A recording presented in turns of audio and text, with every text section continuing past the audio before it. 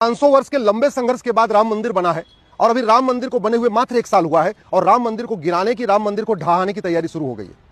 एक आतंकवादी पकड़ा गया है जो अयोध्या में ही मीट का कारोबार करता था, मिल्कीपुर का रहने वाला है।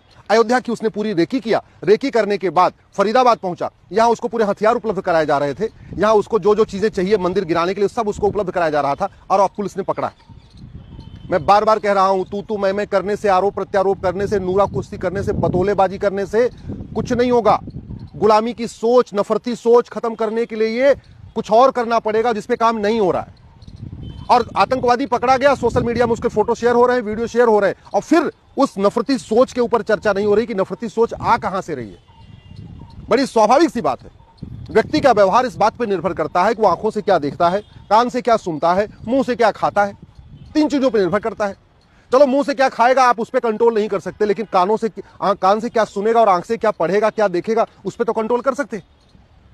जब पूरी दुनिया को पता है कि मदरसों में नफरत सिखाई जाती है, मदरसों में पाक नापाक सिखाया जाता है, मदरसों में काफिर वाली सोच बढ़ाई जाती है, मदरसों में यह सिखाया जाता है कि न भारत अच्छा है, न भारत की संस्कृति अच्छी है, भारत को मानना, भारत की संस्कृति को मानना, भारत का त्योहार मनाना हराम है, भगवान राम, कृष्ण, हनुमान, ये सब इनकी जो पूजा करते हैं वो काफिर हैं, उनसे नफरत सिखाई जाती है। इसके बाद भी मदरसा चलाया जा रहा है। मदरसा क्यों चल रहा है? कह रहे हैं जी बहाना क्या है, आर्टिकल 30 कहता है। अरे संविधान निर्माताओं ने माइनॉरिटी कहीं परिभाषित नहीं किया, तो ये ड्यूटी तो सरकार की है कि माइनॉरिटी को डिफाइन कर दे।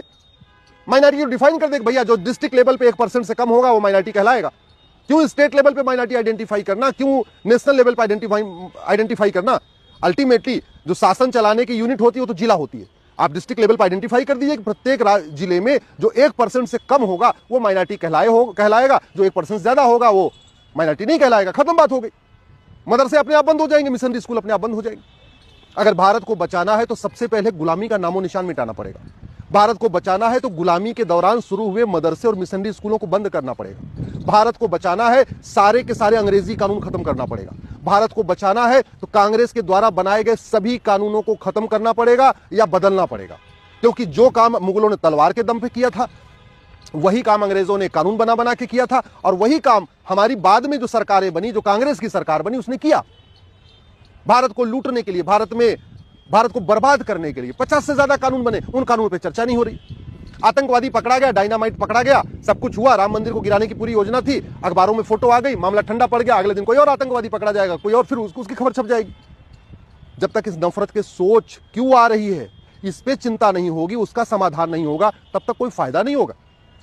जब तक विदेशी फंडिंग नहीं बंद होगी, भारत के अंदर जो काला धन जनरेट हो रहा है ये नहीं बंद होगा, तब तक भारत सुरक्षित नहीं होगा। भारत